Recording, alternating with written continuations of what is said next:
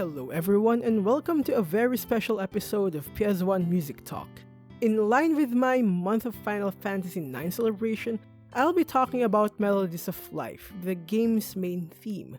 I'm really excited for this one because this is my favorite video game song of all time. Aside from the biases and sentimentality I have for the song, this is also one of the few tracks that showed me what video game music can be and what it's capable of. Before I continue, I want to mention that I'll be using the song's official English version for consistency and simplicity. If you're worried about the possibility of a loss in translation, don't fret, as the official English version and the translation counterpart are not far apart, but rather fairly consistent with the themes and tone the song is going for. With that, let's get started. In my opinion, there are two ways to view this song, and we'll do both. First is as a piece of music bereft of in-game context. This means looking at the song as a standalone artwork, talking about its tone, lyrics, the usual stuff. Second is with the inclusion of in-game context. This means looking at the song as a part of the game plus other related nuances. That said, you don't necessarily have to view the song with this combined method.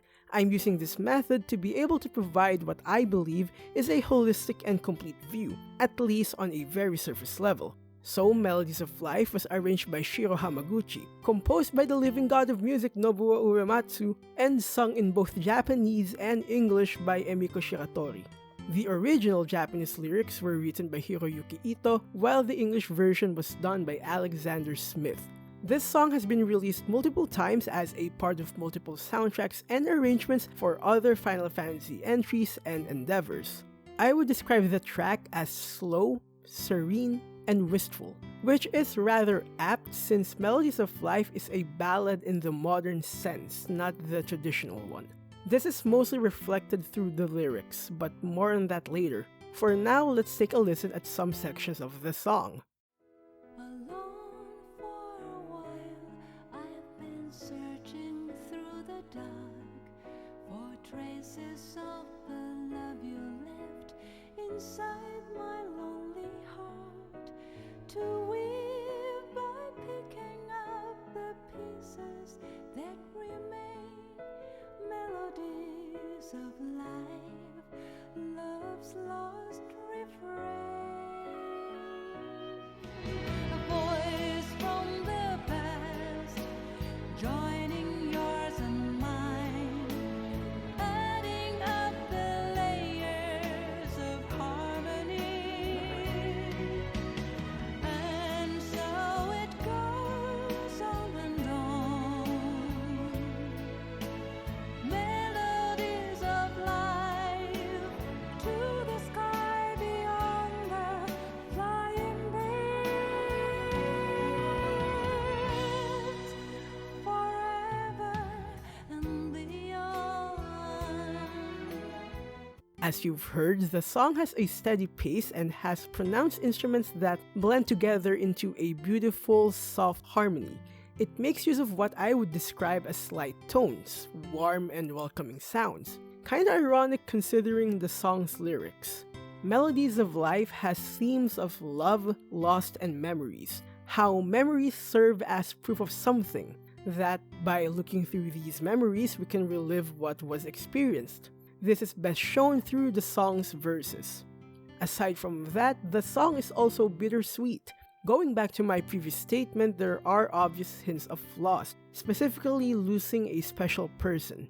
Yet, despite this loss, despite the pain and the doubts, there's still a firm belief of the love that was had. This is done through the pre-chorus. What makes this magnificent is that it's a marvelous foundation and jumping point for the chorus. That despite some underlying tones of agitation, it gets swept away by how memories are proof of what was experienced. That it can transcend time and space and go far beyond.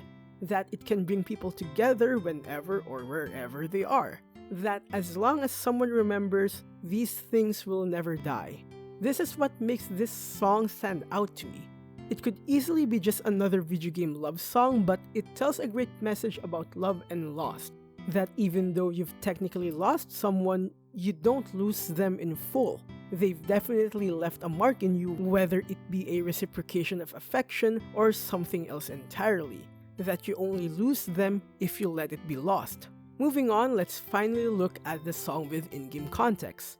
The first thing to understand is that Melodies of Life is not only the main theme, but also the most prominent sound in the game, sporting multiple arrangements.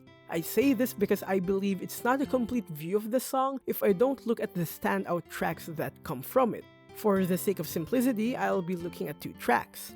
First is Over the Hill, the overworld theme. It's prominent because this is the arrangement you'll hear most often that has a predominant portion of the song. This track features the verse and pre-chorus. Here's a quick comparison.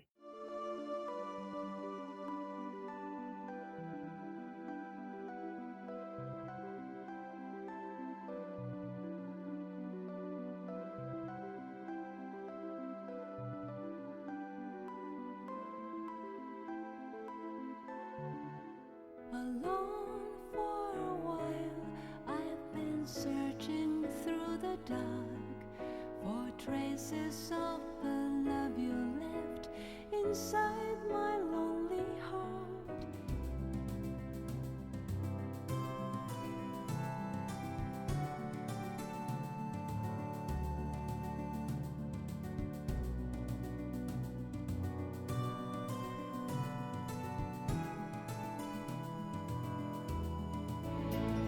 In my dearest memories,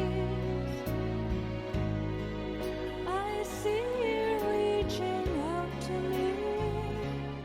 It takes the slow and wistful tune and turns it to slightly upbeat and comforting. It has this inviting atmosphere that makes things feel easier. The second prominent track is not one but 2 tracks that share the same aspects. These are Zidane and Dagger's song, first heard in Dali, and Song of Memories, which is heard in Lindblom. What makes these 2 prominent is that they have the chorus of Melodies of Life as their main body. Here's a quick comparison.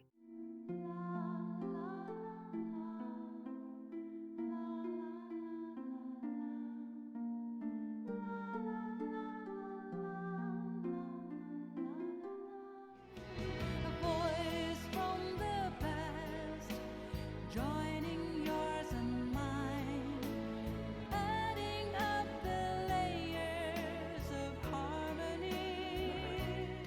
What's interesting is while Over the Hill molds Melodies of Life into something different, these 2 embody the original theme and atmosphere, staying true to its original purpose while having its own set of context. And speaking of context, let's see what this song means for certain characters. As mentioned earlier, this is Zidane and Dagger's song. This song perfectly summarizes their journey as 2 people that have met by chance, cared about each other, got separated, and finally reunited. This song has played multiple times when the 2 were together in private, and at one point Zidane blatantly says it's his and Garnet's song.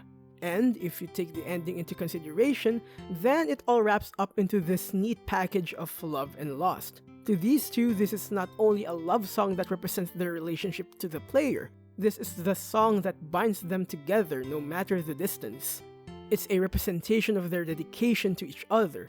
Another way to look at this is as Garnet and Eiko's song. This song perfectly captures their essence and similarities. To Garnet, it's an unknown song of comfort and importance. To Eiko, it's a representation of her history and her people.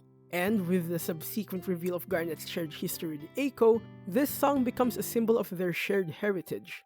Not as heavy as the first one, but still great nonetheless. I really appreciate how the song has some lore reasons around it.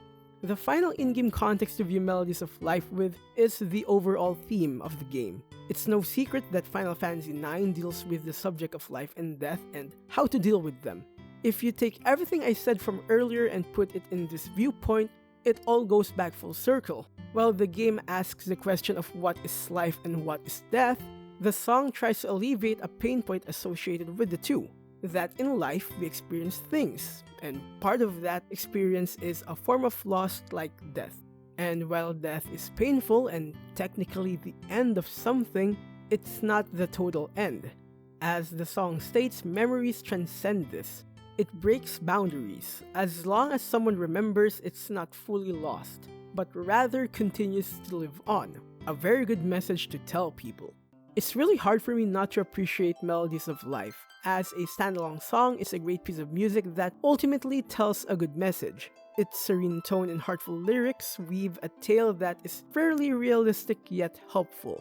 As a piece of video game music, it strengthens the game it's a part of in its entirety. It doesn't eclipse it, nor does it lag in its attempt to be supplementary. It provides a lot of depth and nuance to very small details in-game, which is not easy to do, mind you. If you think about it, Melodies of Life will help people remember Final Fantasy IX, which in turn helps in remembering the song and the people and work put into both this and the game. It's a rather convenient form of self-fulfilling prophecy, but ultimately a very welcomed and comforting one. Thank you for watching, and I'll see you in the next video.